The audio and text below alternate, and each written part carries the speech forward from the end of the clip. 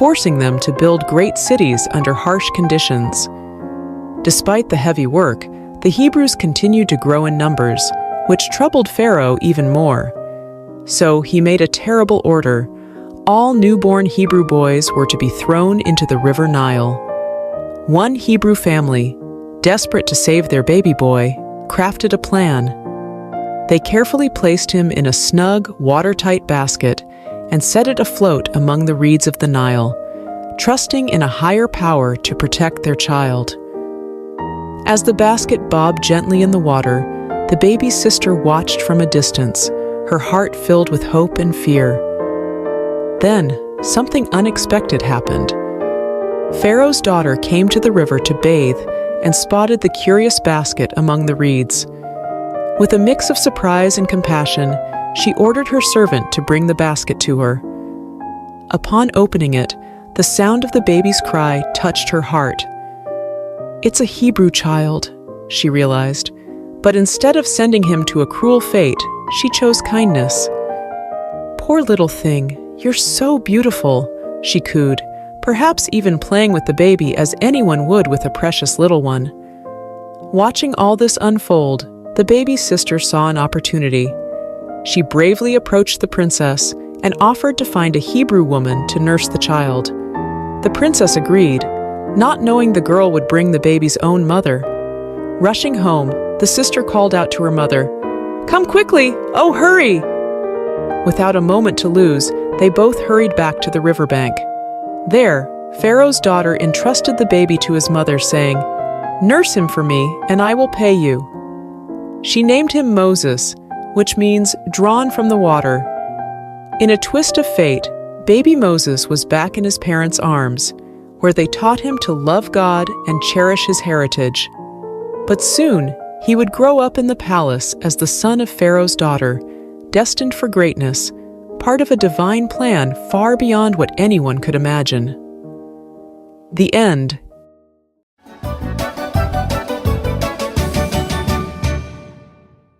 Moses, from prince to leader. Long ago in Egypt, Moses, a prince raised in Pharaoh's palace, faced a moment that would change his life. Despite his royal upbringing, Moses never forgot he was a Hebrew at heart. One day, he saw an Egyptian mistreating a Hebrew slave. Feeling a rush of protectiveness, Moses looked around and, seeing no one, stepped in to save the slave but ended up making a grave mistake. The very next day, Moses tried to stop a fight between two Hebrews, only to realize his secret was out. The news even reached Pharaoh, forcing Moses to flee to a faraway land called Midian for safety. In Midian, Moses found himself by a well, where he helped the 7 daughters of Reuel, a priest, fend off some rude shepherds. Impressed by Moses' bravery, Reuel invited him home, leading to Moses marrying Reuel's daughter and starting a new life as a shepherd. Meanwhile, back in Egypt, the Hebrews suffered greatly under a new pharaoh. Their cries for help reached the heavens, and God was listening. 40 years had passed since Moses left Egypt. While tending his flock, Moses saw something incredible. A bush engulfed in flames that didn't seem to burn up. Curious, Moses went closer, only to hear God's voice calling him by name. God told Moses to take off his sandals, for he was standing on holy ground. God had a mission for Moses to lead the Hebrews out of Egypt and free them from slavery. Moses was scared and unsure, especially about speaking to Pharaoh.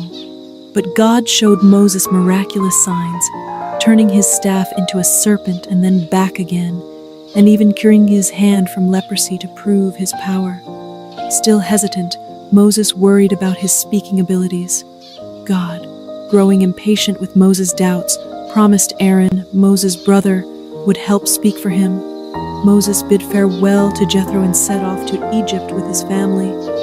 In the mountains, Aaron met Moses, and together they shared God's plan with the Hebrew leaders, who were amazed by the signs and worshipped God, filled with hope.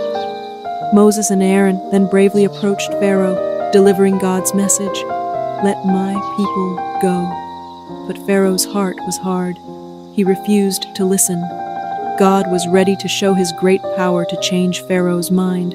marking the beginning of an epic journey for Moses, from a prince in Egypt to a shepherd in Midian, and finally, a leader of his people.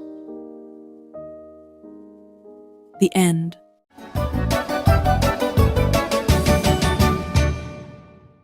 Moses, from prince to leader. Long ago in Egypt, Moses, a prince raised in Pharaoh's palace, faced a moment that would change his life. Despite his royal upbringing, Moses never forgot he was a Hebrew at heart. One day, he saw an Egyptian mistreating a Hebrew slave. Feeling a rush of protectiveness, Moses looked around and, seeing no one, stepped in to save the slave but ended up making a grave mistake. The very next day, Moses tried to stop a fight between two Hebrews, only to realize his secret was out. The news even reached Pharaoh, forcing Moses to flee to a faraway land called Midian for safety. In Midian, Moses found himself by a well, where he helped the 7 daughters of Reuel, a priest, fend off some rude shepherds. Impressed by Moses' bravery, Reuel invited him home, leading to Moses marrying Reuel's daughter and starting a new life as a shepherd. Meanwhile, back in Egypt, the Hebrews suffered greatly under a new pharaoh. Their cries for help reached the heavens, and God was listening. 40 years had passed since Moses left Egypt.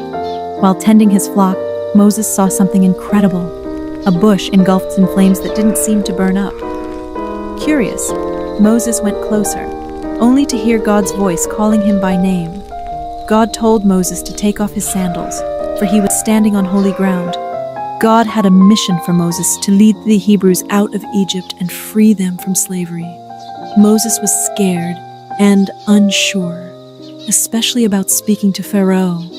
But God showed Moses miraculous signs, turning his staff into a serpent and then back again, and even curing his hand from leprosy to prove his power. Still hesitant, Moses worried about his speaking abilities. God, growing impatient with Moses' doubts, promised Aaron, Moses' brother, would help speak for him. Moses bid farewell to Jethro and set off to Egypt with his family. In the mountains, Aaron met Moses, and together they shared God's plan with the Hebrew leaders, who were amazed by the signs and worshipped God, filled with hope. Moses and Aaron then bravely approached Pharaoh, delivering God's message, "Let my people go." But Pharaoh's heart was hard. He refused to listen. God was ready to show his great power to change Pharaoh's mind, marking the beginning of an epic journey for Moses, from a prince in Egypt to a shepherd in Midian, and finally, a leader of his people. The end.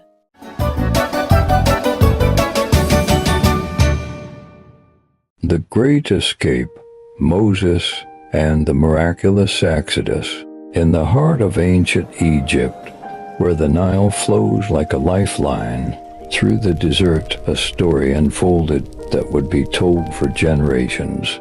Pharaoh, the mighty ruler of Egypt, was filled with anger. God had commanded him through Moses to free the Israelite slaves, but Pharaoh's heart was as hard as stone. Work them harder, Pharaoh decreed, increasing the Israelites' burden. He ordered that they find their own straw for brickmaking, yet produce the same number of bricks. The task was impossible, and the slave masters' whips cracked more fiercely. The Hebrews, downtrodden and despairing, blamed Moses and Aaron for their worsened plight. Moses, feeling the weight of their suffering, cried out to the Lord, "You have not rescued your people at all." But God replied with a promise of deliverance, sending Moses and Aaron back to confront Pharaoh. In Pharaoh's court, Aaron's rod transformed into a serpent, a sign from God. Pharaoh's magicians replicated the feat, but Aaron's serpent swallowed theirs. Yet Pharaoh's heart remained unyielding. The following morning, Moses and Aaron waited by the river for Pharaoh. With a divine command, Aaron turned the Nile's waters into blood, but Pharaoh's heart hardened further. refusing the Israelites' release. God then unleashed a series of plagues upon Egypt, each more terrifying than the last. Frogs invaded every crevice of the Egyptians' homes, but Pharaoh's promises to release the slaves were empty. Lice tormented both man and beast, and swarms of flies filled the air. Livestock perished, boils afflicted the Egyptians, and locusts devoured the land's greenery. Darkness enveloped Egypt for 3 days, yet Pharaoh's resolve did not falter. God's final, most grievous plague was to strike at midnight, claiming the firstborn of Egypt. The Israelites were spared, marking their doorposts with lamb's blood as a sign for the angel of death to pass over their homes. That night Egypt wailed as the firstborn were lost. Pharaoh, broken and defeated, urged Moses to take the Israelites and leave. With haste, the Israelites journeyed beyond Egypt's borders, marking the end of their 430 years of bondage. Guided by a pillar of cloud by day and a pillar of fire by night, they embarked on a journey to freedom. But Pharaoh's resolve wavered once more.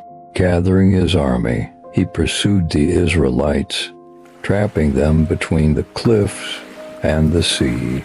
In this moment of despair, Moses assured the people, "The Lord shall fight for you." As Moses stretched out his hand over the waters, a great miracle occurred. God parted the Red Sea, providing a path of salvation for his people. The Israelites crossed safely, but as Pharaoh's army followed, the waters crashed down, swallowing the might of Egypt. On that day, Pharaoh learned the power of Israel's God, the Lord over all. The Israelites' journey from slavery to freedom was a testament to faith, courage, and the unyielding power of God. Goodbye, Pharaoh, for the God of Israel had triumphed, leading his people to a new dawn. And so the story of Moses and the Israelites' exodus remains a beacon of hope and faith. A tale of divine deliverance from the chains of oppression, echoing through the ages as a testament to the enduring spirit of freedom. The end.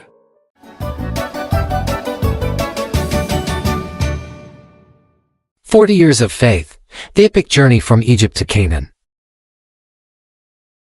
In a monumental act of deliverance, God freed the Israelites from Egyptian bondage. Moses, leading this newly liberated nation, initiated a song of worship, praising God's glorious triumph. But the harsh desert soon tested their faith. Thirsty and despairing at a pool of bitter water, their complaints rose to heaven. Yet God responded with kindness, transforming the water into a refreshing drink. Their complaints didn't cease there. Reminiscing the food in Egypt, they lamented their fate in the desert.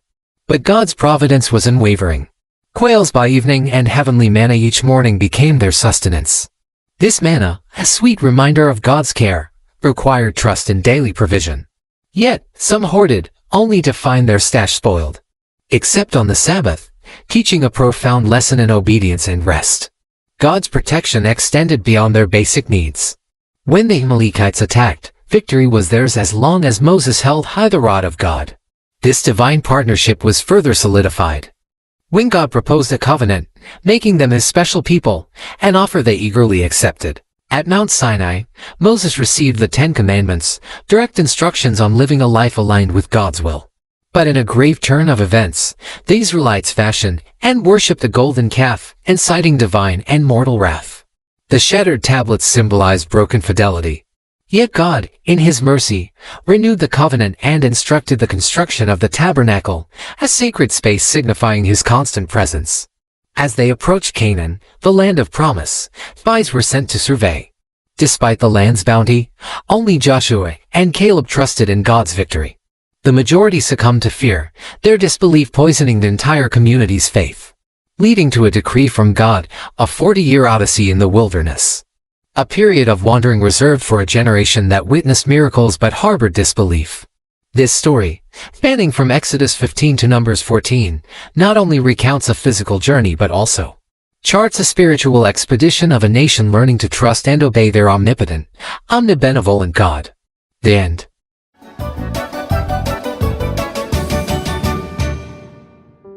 The life of Jesus Christ. In the stillness of Bethlehem's night, a light was kindled that would illuminate the world forevermore. Born to Mary, a woman of profound faith, and Joseph, a man of humble origins, was baby Jesus. His birth was no ordinary event. It was the fulfillment of ancient prophecies, heralding the arrival of the Messiah, a beacon of hope for all humanity. Word of this miraculous birth traveled swiftly, and settling King Herod, who saw in the newborn king a threat to his reign. In a dark decree, he ordered a massacre, hoping to extinguish this emerging light. Yet, under divine guidance, Mary and Joseph fled to Egypt, safeguarding the promise of salvation. Even as a child, Jesus' wisdom was unparalleled, captivating the learned men of the temple with insights far beyond his years. But it was not until the age of 30 that he unveiled his public ministry, a mission destined to transform the very fabric of human existence. Choosing disciples from the humblest walks of life, Jesus embarked on a journey of teaching, healing, and miracle working. He healed the afflicted, restored sight to the blind, and even commanded life to return to the lifeless. Through parables, he unraveled the mysteries of the divine, making the kingdom of heaven accessible to all. Yet, his growing influence and radical teachings of love and forgiveness stirred the waters of the established order. The religious authorities, threatened by his message and popularity, conspired against him. Betrayal came from within his circle, as Judas, one of his own, led adversaries to him for 30 pieces of silver. The ensuing trials were a mockery of justice, culminating in Pilate's reluctant order for crucifixion. Upon the cross, Jesus' final act of love was a plea for forgiveness, not for himself, but for those who persecuted him. His body was laid in a tomb, sealed by a massive stone, marking what seemed to be the end. But the tomb could not hold him. On the third day, it stood empty. Jesus had risen, defeating death itself, appearing to his followers to reaffirm the teachings and the essence of faith. His ascension into heaven was not a farewell but a promise of the Holy Spirit, ensuring his eternal presence and guidance. The life of Jesus, from the manger to the cross and beyond, is a testament to the unfathomable depth of divine love and the power of faith. It's a story that continues to inspire, guide, and give hope to millions, echoing the profound truth that love conquers all.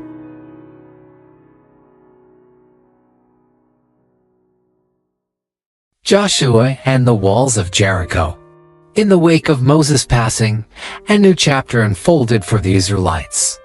Joshua, anointed by divine decree, stood at the threshold of immense responsibility. He understood that before he could marshal his forces for the battles ahead, he needed to fortify his spirit and align his heart with God's will. As Joshua stepped into his role, God's promise was clear: adhere to the divine commandments, and prosperity and victory in the promised land would be theirs. The Israelites, in turn, pledged unwavering loyalty to Joshua, echoing their commitment to follow God's word. With strategic foresight, Joshua dispatched spies to Canaan, eyeing the formidable city of Jericho. It wasn't long before the king of Jericho, tipped off about the covert visitors, ordered a citywide manhunt. The spies, seeking refuge in Rahab's home, found themselves in peril. But Rahab, recognizing the hand of God with the Israelites, chose to protect them, securing a promise of safety for herself and her family in return. The path to Jericho presented its own trial. The formidable Jordan River. With no bridge in sight, the challenge seemed insurmountable. Yet, faith paved the way where no path existed. As the priests, bearing the Ark of the Covenant, stepped into the river's edge, the waters parted, mirroring the miracles of old. This miraculous crossing, marked by 12 stones at the riverbed and on Canaan's shore, would stand as eternal testaments to God's power and faithfulness. Jericho loomed ahead, its massive walls a daunting barrier. Yet, the appearance of the captain of God's army served as a divine assurance to Joshua that the battle's outcome was already decreed in the heavens. The instructions given to Joshua were unconventional. A silent march around Jericho for 6 days, followed by a climactic procession on the 7th day, culminating in a triumphant blast of trumpets and a unified shout from the Israelites. The walls of Jericho, so long a symbol of invincibility, crumbled to dust, leaving only Rahab's abode untouched, a sign of the covenant kept by the scarlet cord. Rahab and her family were spared, a token of God's mercy amidst judgment. In the aftermath, Jericho's riches were consecrated to God, and Joshua pronounced a dire curse on any who dared to rebuild the city. The fall of Jericho sent ripples throughout Canaan, a clear message that God's favor rested upon Israel. This narrative, rooted in the ancient text of Joshua 1-6, not only recounts a pivotal moment in Israel's history, but also reflects the enduring truth that faith, obedience, and divine guidance can topple the mightiest of obstacles. The end. The mighty Samson, a tale of strength and fate. Long ago, in the land of Israel, under the shadow of Philistine rule, a special child named Samson was born. His birth was a miracle to his mother, who had never been able to have a child. An angel visited her, announcing that she would bear a son who would be a Nazirite from birth. A Nazirite meant he was dedicated to God. The secret to Samson's extraordinary strength lay in a single vow. He must never ever cut his hair. As Samson grew, so did tales of his incredible strength. One day, while Samson was hanging out with a girl named Timnah, a scary big lion attacked him. He battled the fearsome lion with nothing but his bare hands, tearing it apart as if it were a mere piece of paper. This feat amazed all who heard it, showcasing the special power Samson had received from God. Samson's life was a roller coaster of thrilling victories and personal challenges. He frequently clashed with the Philistines, who were cruel to the Israelites. In one remarkable battle, fueled by rage, Samson used the jawbone of a donkey to defeat 1,000 Philistine soldiers, displaying his unbelievable strength, a gift from God. However, Samson's greatest challenge was not on the battlefield but in his heart. He fell deeply in love with a woman named Delilah. The Philistines saw their opportunity and coerced Delilah into uncovering the secret of Samson's strength. After many attempts, Samson finally revealed to her that his power would vanish if his hair were cut. His hair was his only weakness. One night when Samson was asleep, Delilah made a Philistine cut his hair. Samson lost all of his mighty strength and could not fight anymore. The Philistines captured him with ease, treating him harshly and imprisoning him after blinding him, marking the lowest point in Samson's life. But with every passing day of being locked up in prison, Samson's hair grew longer again, and with it, a glimmer of his former strength returned. One day, the leaders of the Philistines gathered in a huge temple to celebrate. They were happy because they had captured Samson finally. The temple was packed with people, even on the roof. About 3,000 people came to see Samson, including all the big bosses of the land. Samson, with his hair starting to grow back, was brought in. He was locked up with chains on the 2 big pillars of the temple for everyone to see him. He was tired, but he still had faith in God. His hair that had been growing back was the secret to his super strength. Samson prayed for one last burst of power and felt his strength return. Then, he pulled the 2 pillars with all his might. The whole temple came crashing down, destroying everyone, including Samson. After everything settled, Samson's family came and took him to be buried near his dad Manoah. People say Samson's tomb is on a mountain in Tel Tzor located near present-day Jerusalem. Samson's story remains a powerful narrative about the consequences of our actions and unfailing strength of God even in our weakest moments. The end. Gideon's brave heart, the battle against the Midianites. Once upon a time in the land of Israel, after a brave leader named Joshua passed away, the people forgot about God. They stopped praying and didn't follow his ways anymore. This made God very sad, and because of this, he allowed the Midianites, not very nice neighbors, to cause trouble. They burned down houses and farms, making it so hard for the Israelites that they had to live in caves. But there was one man, Gideon, who still tried to do his best. He secretly grew some wheat to make bread for his family. He had to be very sneaky and thresh his wheat in a hidden spot near a wine press to avoid the Midianites. One day, while Gideon was working hard, an angel came with a special message from God. The angel told Gideon that God wanted him to do two big things. First, God wanted Gideon to knock down his father's statue of a false god and build an altar for the true God. Gideon was scared but did it anyway because he knew it was the right thing to do. The second thing was even scarier. God wanted Gideon to lead an army against the Midianites. Gideon couldn't believe it. Me, lead an army, he thought. So, he asked God for a sign to make sure God was really with him. He put a piece of wool on the ground and said, "If the wool is wet with dew in the morning but the ground is dry, I'll know you're with me." And guess what? The next morning, the wool was soaking wet, but the ground was bone dry. But Gideon was still a little unsure, so he asked for another sign. This time, he wanted the ground to be wet and the wool to be dry. And God did it again. Now, Gideon knew for sure that God was with him. Gideon started with a big army, but God had a surprising plan. He told Gideon he only needed 300 men to defeat the Midianites. God wanted to make sure everyone knew it was his power, not theirs, that saved them. Even though Gideon was still a bit scared, God gave him a little sneak peek of the Midianites being afraid of him. Gideon and his tiny army then did something very clever.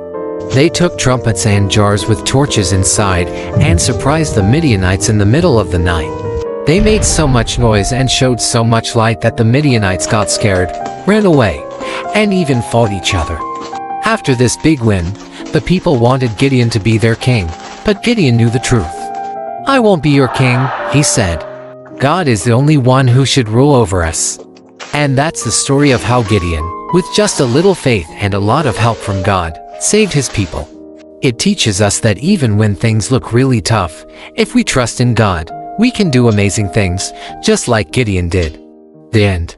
The Divine Genesis Adventure, Part 1. In the very, very beginning, there was just darkness and quiet, like a giant, cozy blanket wrapped around the universe. But then, with a twinkle in his eye, God whispered, "Let there be light." And suddenly, the darkness vanished, making room for the most spectacular show on earth. The Divine Genesis Adventure. God smiled and called the bright part day, and the cozy dark part night. And guess what?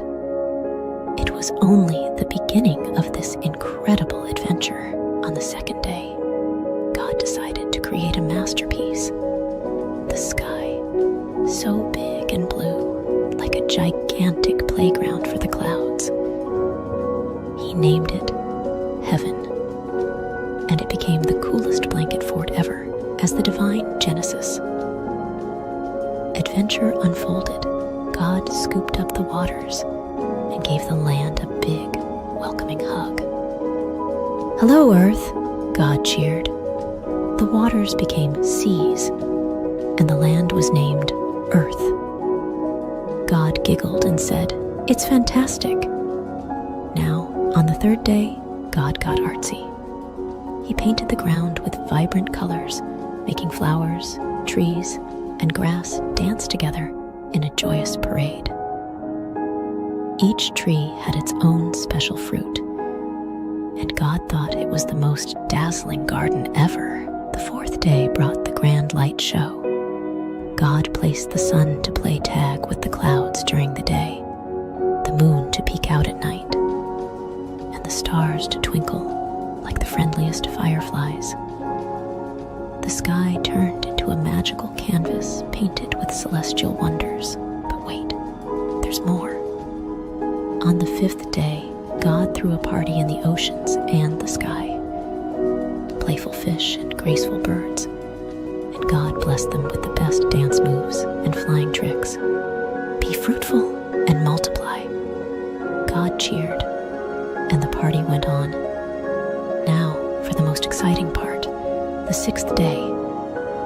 God created land animals, each with its own quirks and charm. Lions roared, monkeys swung, and butterflies fluttered. But then, in the spotlight of the divine Genesis adventure, God created humans, Adam and Eve. God shaped them with love, like the most fantastic sculptures. He breathed life into them and said, "You're my special creation. Take care of this wonderful world." Adam and Eve explored the enchanting garden, naming animals and sharing giggles with God. God provided a buffet of delicious fruits and green herbs for everyone to enjoy. "It's a feast," God exclaimed. And as the sun dipped below the horizon, God looked at everything with pure joy. It's not just good, it's amazing. And so, the divine Genesis adventure came to an end, with stars twinkling in applause. God had created a world bursting with colors, laughter, and love. The end, but really, just the beginning of more incredible adventures. The end. The Divine Genesis Adventure, Part 2. Once upon a time, in the enchanting garden where the flowers danced and the trees whispered tales of creation, a new chapter unfolded. The sun kissed the leaves, and the air was filled with the sweet melody of birdsong. Adam and Eve, the first two adventurers in this divine journey, wandered hand in hand, marveling at the wonders around them. But in the shadows, a cunning serpent slithered.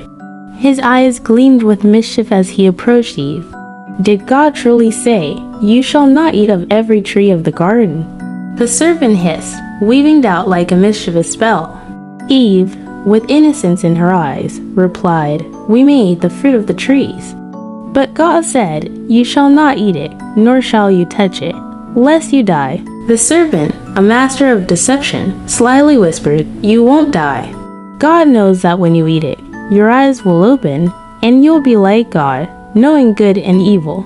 Fascinated by the idea of wisdom and knowledge, Eve gazed at the tree. Its fruit looked delicious, pleasing to the eyes, and desirable for gaining wisdom. The serpent's words echoed in her mind, and she plucked the fruit, taking a bite. She then offered it to Adam, and he too took a bite. Suddenly, their eyes were open, and they realized they were naked. Quickly, they sewed fig leaves together to cover themselves, for they felt exposed in the newfound awareness of good and evil. In the cool of the day, they heard the sound of the Lord God walking in the garden. Fearful and ashamed, Adam and Eve hid among the trees. God called, "Where are you?" Adam admitted, "I heard your voice, and I was afraid because I was naked, so I hid." God, in his infinite wisdom, questioned Adam, "Who told you that you were naked? Have you eaten from the forbidden tree?" Adam, unable to bear the weight of his choice, pointed to Eve. "The woman you gave me, she gave me the fruit, and I ate." God turned to Eve, who explained, "The serpent deceived me, and I ate." The consequences unfolded like pages of a story.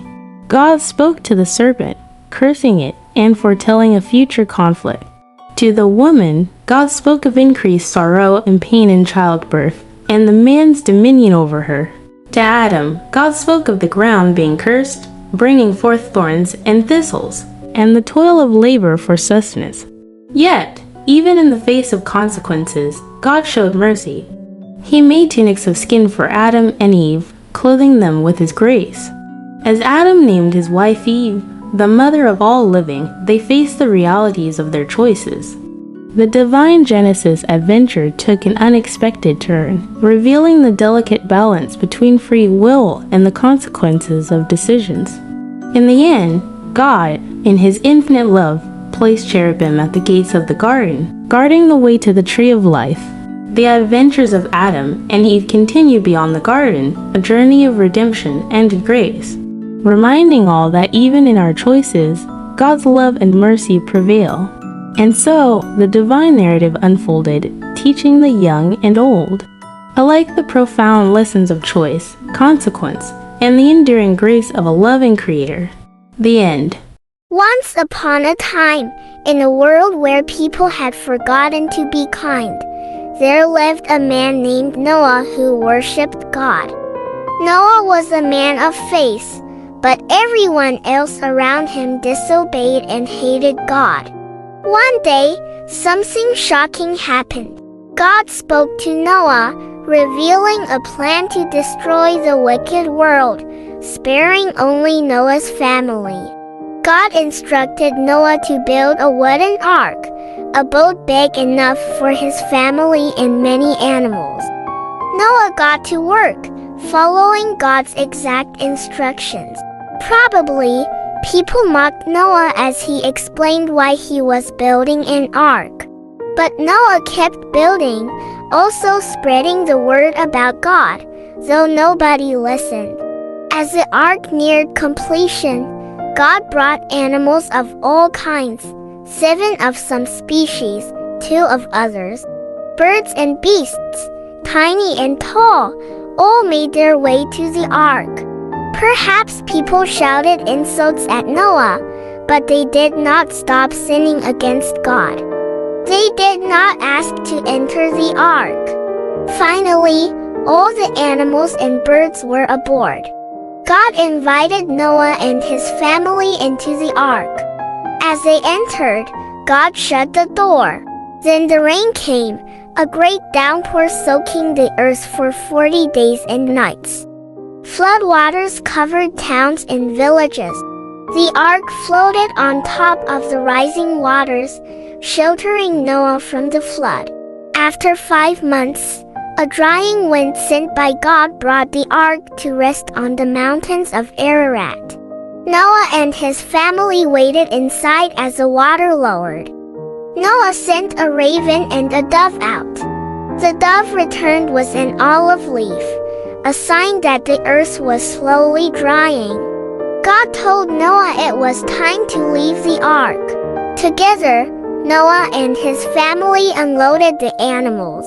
Noah, filled with gratitude, built an altar and worshipped God who had saved him and his family from the awful flood.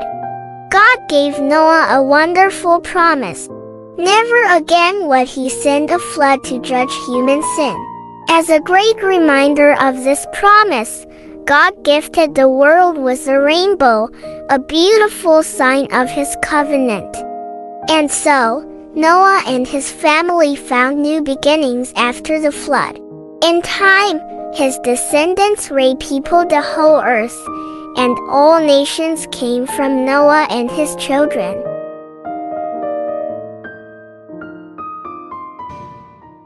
God's promise to Abraham. Long ago, after a big flood washed the earth clean, only Noah and his family were safe on a big boat with lots of animals. When the water went away, people started to build things again. They had a big idea. Let's build a tall tower that touches the sky, right up to the stars. They wanted to stay together and be friends forever. But something magical happened. Suddenly, everyone started speaking in different languages. It was so confusing because nobody could understand each other anymore. So, the people split up, finding new places to live with others who spoke the same language. The big city they left behind was called Babel, which means a big mix-up. Then, in a place called Ur, God talked to a man named Abram. God said, "Abram, go on an adventure to a special land I'll show you." Abram, his wife Sarai, and his nephew Lot packed up and went to a beautiful land called Canaan. Canaan was filled with green fields and clear blue skies. Abram and Lot had so many sheep and cows. The land they were living on didn't have enough grass and water for all the animals.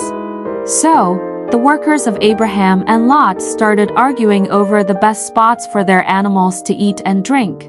Abram wanted everyone to be happy and not fight. He told Lot, "Let's not argue.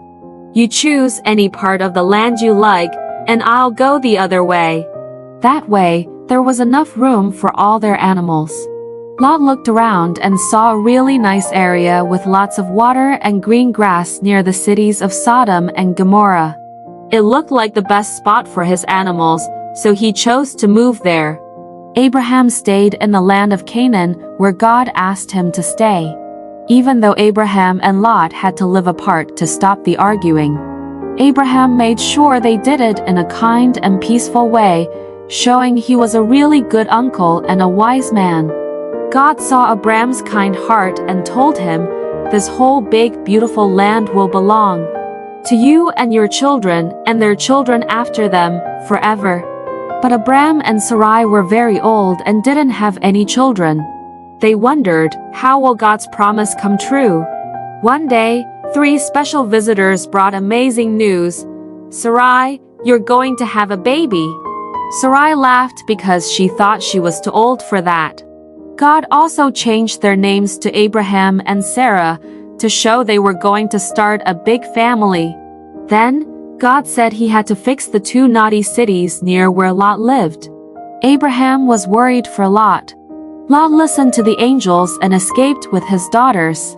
But Lot's wife looked back and turned into a salt statue. Then, the most wonderful thing happened.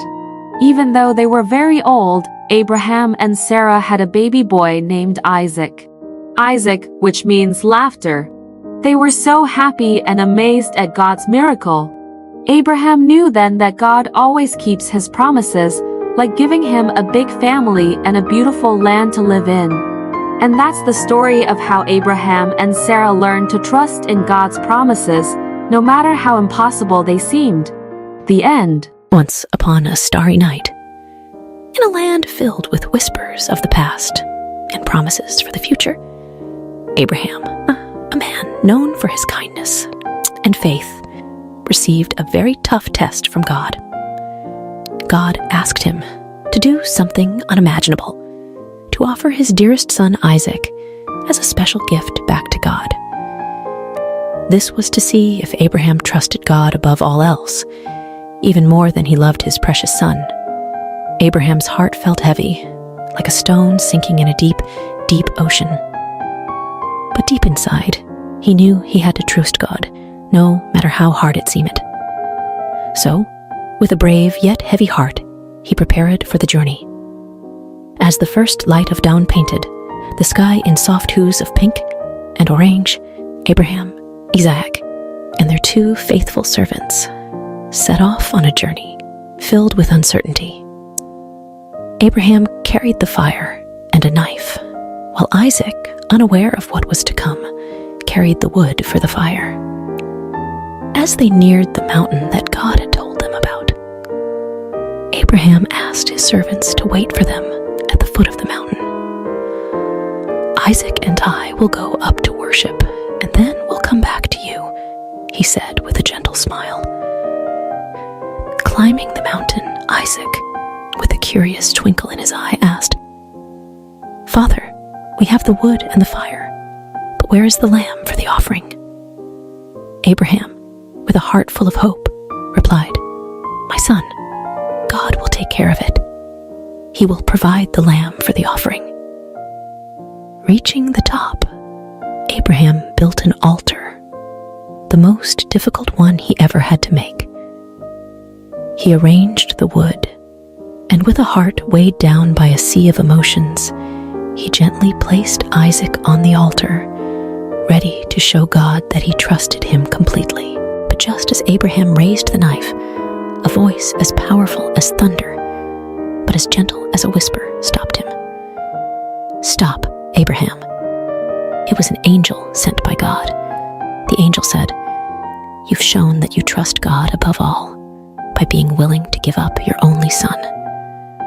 Then, Abraham saw a ram caught in some nearby bushes.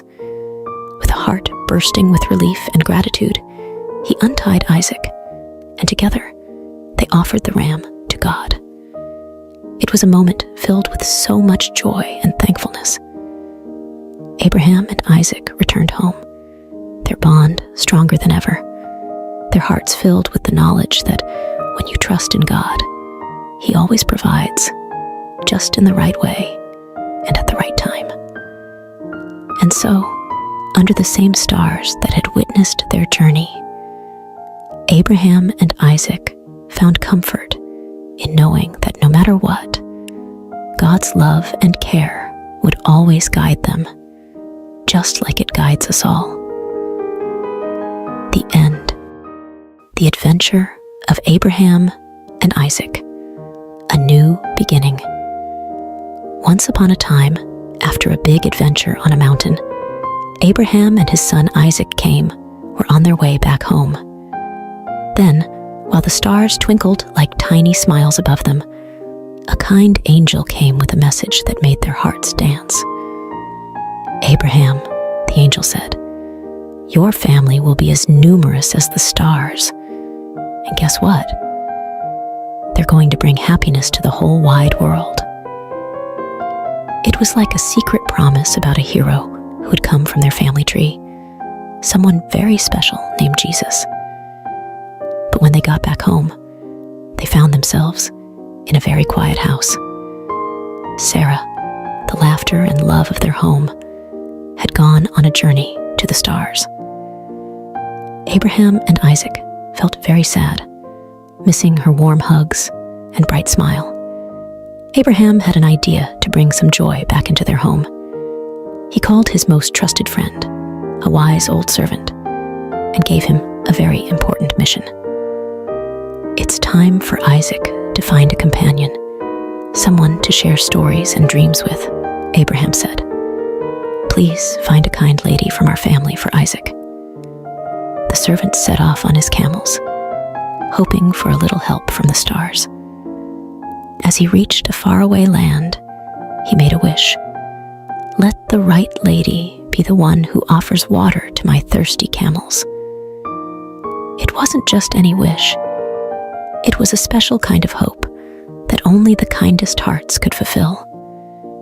Like a scene from a beautiful story, along came Rebecca with a smile as bright as the dawn.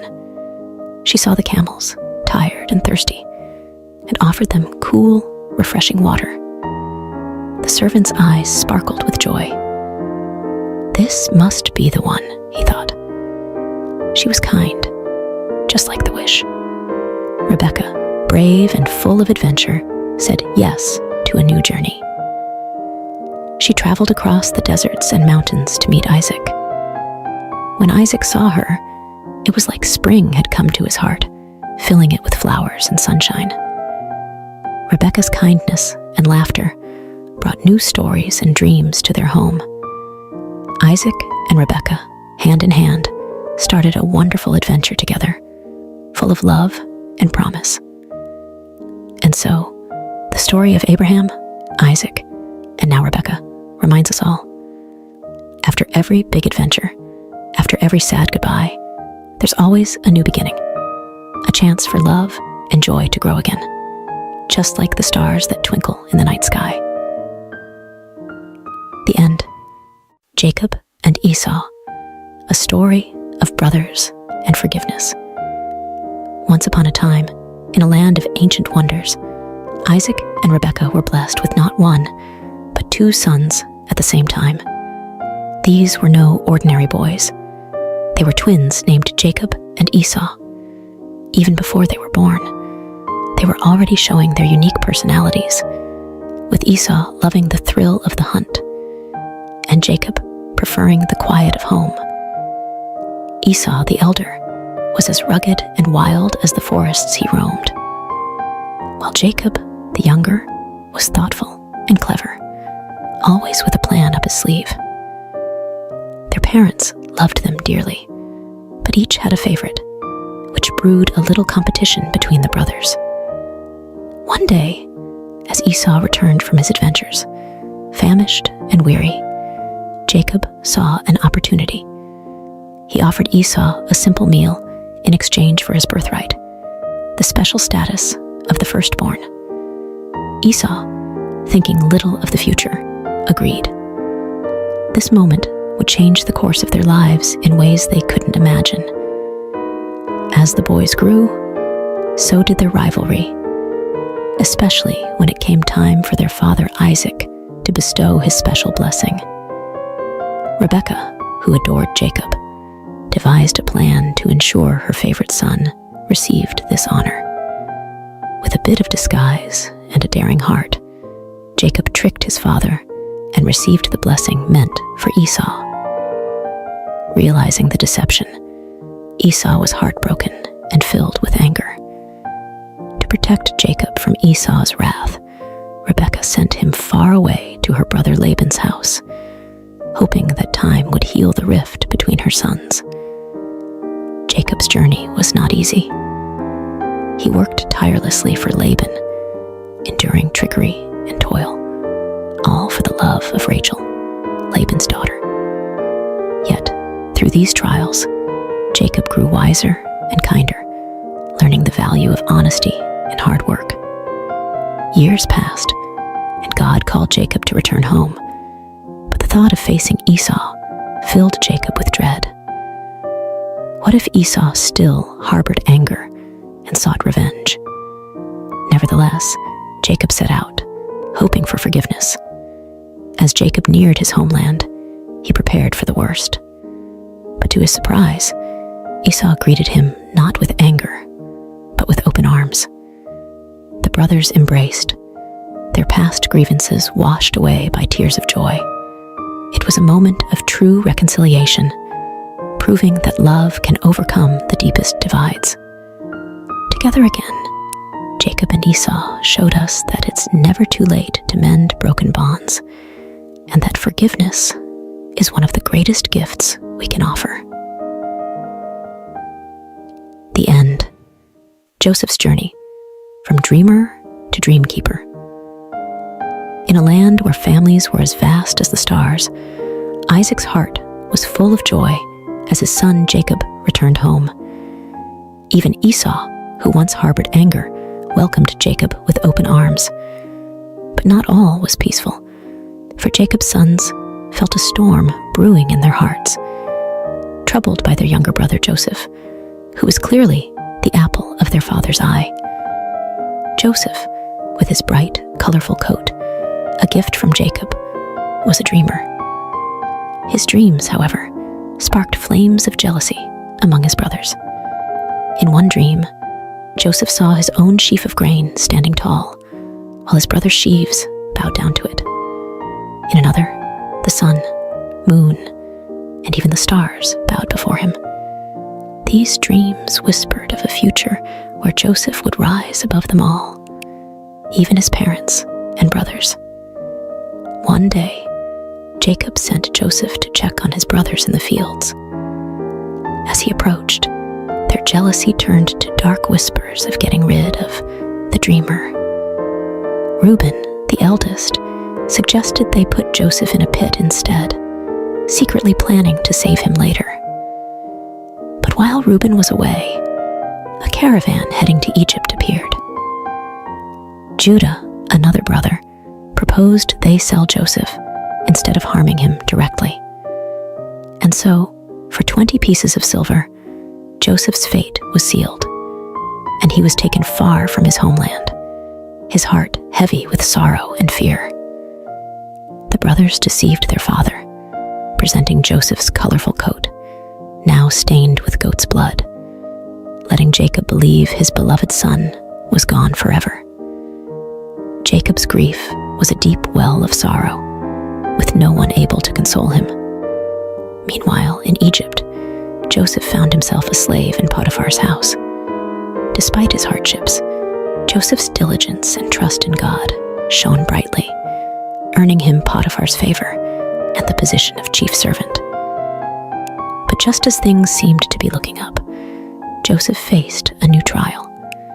Potiphar's wife, with dishonest intentions, falsely accused Joseph, leading to his unjust imprisonment. Even in the depths of a dungeon, Joseph's spirit remained unbroken. He understood that through all trials, honoring God was his true strength, a beacon of hope that illuminated even the darkest of places.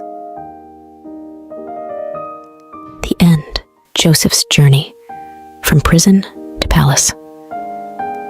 Once upon a time in a far-off land called Egypt, Joseph found himself in a dark prison, wrongly accused by Potiphar, his former master.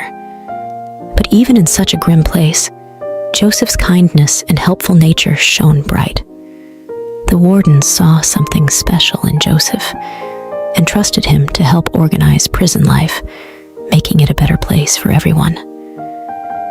One day, Joseph noticed two new prisoners looking particularly downcast. They were the king's baker and butler, troubled by dreams they couldn't understand. Joseph, with his unwavering faith, assured them, "God can reveal what your dreams mean. Tell me about them." To the butler, Joseph predicted a return to Pharaoh's favor in just 3 days and asked to be remembered. To the baker, however, Joseph had to deliver some unfortunate news. Just as Joseph had said, the butler was restored to his position, but he forgot about Joseph, leaving him in prison. Time passed until one day, Pharaoh himself was troubled by a mysterious dream. Remembering Joseph's gift, the butler finally spoke up, leading to Joseph's summoning. Standing before Pharaoh, Joseph humbly explained that the dream foretold 7 years of abundance, followed by 7 years of famine. He advised Pharaoh to store food during the good years to prepare for the tough times ahead. Impressed by Joseph's wisdom and his clear connection to God, Pharaoh declared, "You will take charge in Egypt, second only to me." And so, Joseph went from prison to palace, overseeing the land's preparations for the coming famine. As predicted, the years of plenty came and went, and famine spread across the land. Back in Joseph's homeland, his family was starving. Jacob sent his sons to Egypt to buy grain, not knowing that they would come face to face with their long-lost brother, now the lordly ruler of Egypt.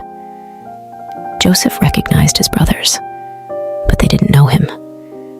Recalling his boyhood dreams, Joseph realized that this moment was part of a bigger plan.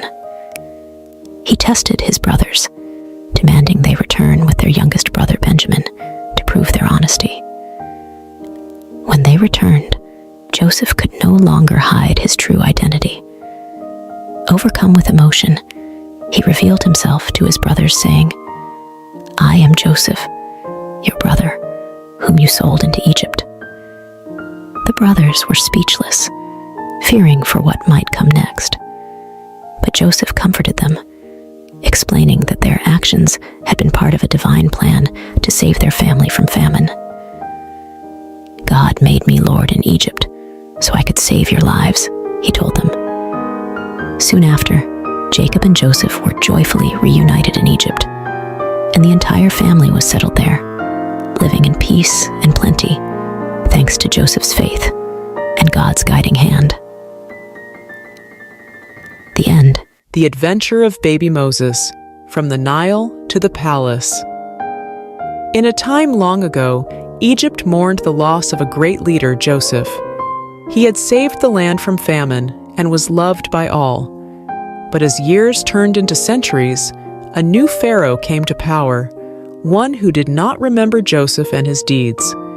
The Hebrews, Joseph's people, had grown in number and strength, which made the new pharaoh uneasy. Fearing they might become too powerful, he decided to make them slaves, forcing them to build great cities under harsh conditions. Despite the heavy work, the Hebrews continued to grow in numbers, which troubled Pharaoh even more.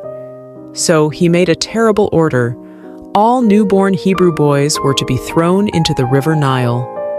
One Hebrew family, desperate to save their baby boy, crafted a plan.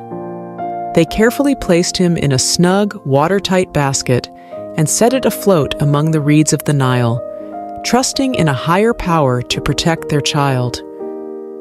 As the basket bobbed gently in the water, the baby's sister watched from a distance, her heart filled with hope and fear. Then, something unexpected happened. Pharaoh's daughter came to the river to bathe and spotted the curious basket among the reeds. With a mix of surprise and compassion, she ordered her servant to bring the basket to her. Upon opening it, the sound of the baby's cry touched her heart. "It's a Hebrew child," she realized, but instead of sending him to a cruel fate, she chose kindness. "Poor little thing, you're so beautiful," she cooed, perhaps even playing with the baby as anyone would with a precious little one. Watching all this unfold, the baby's sister saw an opportunity. She bravely approached the princess and offered to find a Hebrew woman to nurse the child. The princess agreed, not knowing the girl would bring the baby's own mother.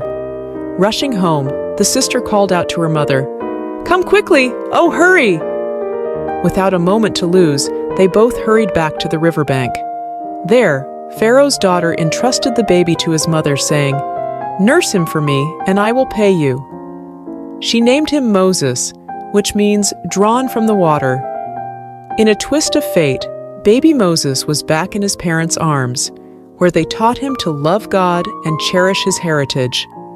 But soon, he would grow up in the palace as the son of Pharaoh's daughter, destined for greatness, part of a divine plan far beyond what anyone could imagine.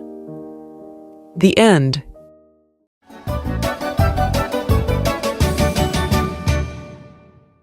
Moses, from prince to leader. Long ago in Egypt, Moses, a prince raised in Pharaoh's palace, faced a moment that would change his life. Despite his royal upbringing, Moses never forgot he was a Hebrew at heart. One day, he saw an Egyptian mistreating a Hebrew slave. Feeling a rush of protectiveness, Moses looked around and, seeing no one, stepped in to save the slave but ended up making a grave mistake. The very next day, Moses tried to stop a fight between two Hebrews, only to realize his secret was out. The news even reached Pharaoh, forcing Moses to flee to a faraway land called Midian for safety. In Midian, Moses found himself by a well, where he helped the 7 daughters of Reuel, a priest, fend off some rude shepherds. Impressed by Moses' bravery, Reuel invited him home, leading to Moses marrying Reuel's daughter and starting a new life as a shepherd. Meanwhile, back in Egypt, the Hebrews suffered greatly under a new pharaoh. Their cries for help reached the heavens, and God was listening. 40 years had passed since Moses left Egypt. While tending his flock, Moses saw something incredible. A bush engulfed in flames that didn't seem to burn up. Curious, Moses went closer, only to hear God's voice calling him by name. God told Moses to take off his sandals, for he was standing on holy ground. God had a mission for Moses to lead the Hebrews out of Egypt and free them from slavery. Moses was scared and unsure, especially about speaking to Pharaoh. But God showed Moses miraculous signs, turning his staff into a serpent and then back again, and even curing his hand from leprosy to prove his power. Still hesitant,